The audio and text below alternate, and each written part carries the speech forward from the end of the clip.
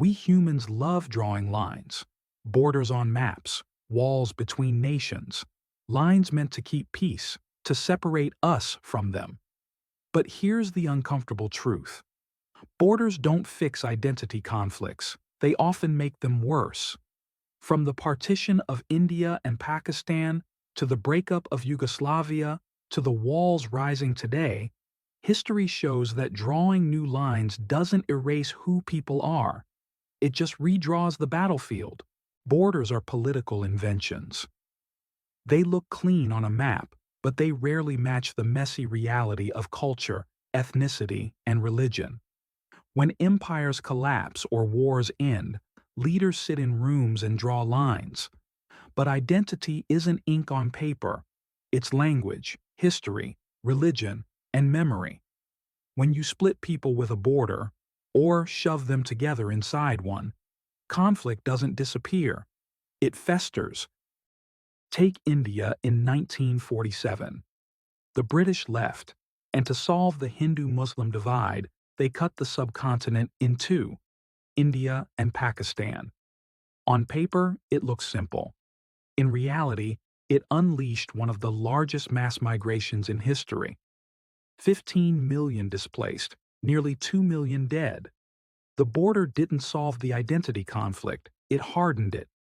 And decades later, India and Pakistan are still locked in rivalry, even nuclear standoffs, all rooted in that same partition. Or look at Yugoslavia in the 1990s.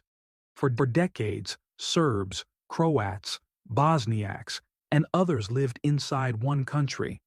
When it broke apart, new borders were drawn to match ethnic lines. Instead of peace, it sparked brutal wars, sieges, massacres, ethnic cleansing.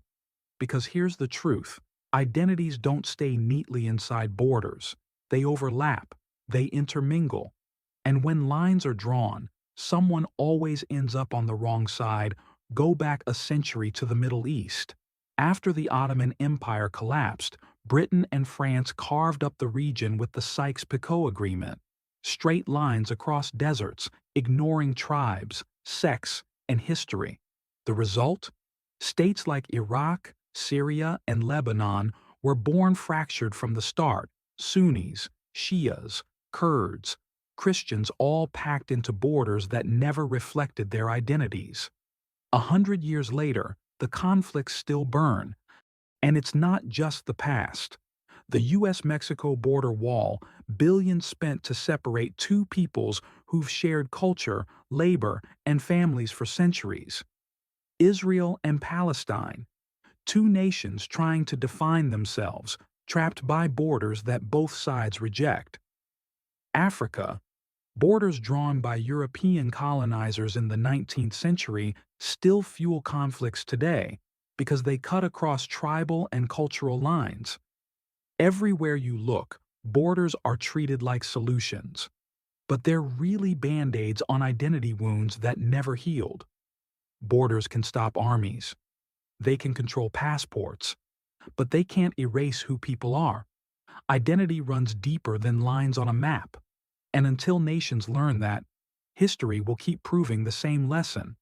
Walls don't solve conflicts, they just change their shape. So the next time you hear leaders say a new border will bring peace, remember, it never has.